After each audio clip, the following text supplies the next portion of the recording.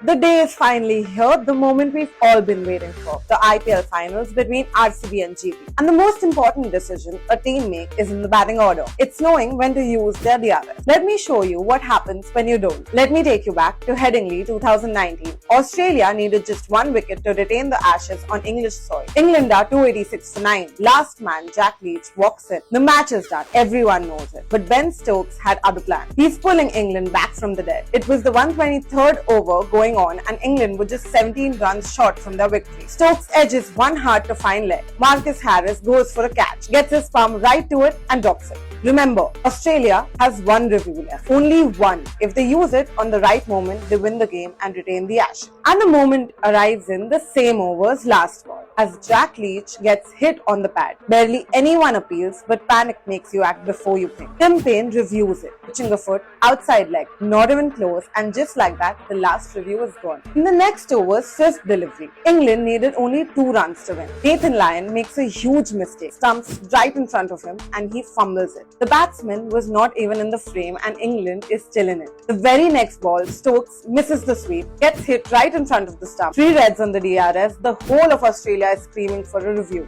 But there's nothing left. And the rest is history. Ben Stokes hits a boundary through the covers and wins the game for England single-handedly. And that's how Australia lost it. Not on the last ball. They lost it in a moment of panic, 1 over earlier. This is exactly what happens when you panic invest. Every time you sell because there is a dip in the market, every time you chase a trend because everyone else is running, you're burning your review, your capital, your compounding, and your time in the market on a moment that didn't even deserve it. And when the real opportunity comes, you have nothing left to act with. The best teams save their reviews for when it truly counts. The best investors do the same with their decisions. So don't panic and wait for the right opportunity. By the way, who are you all supporting tonight? Let me know in the comments below.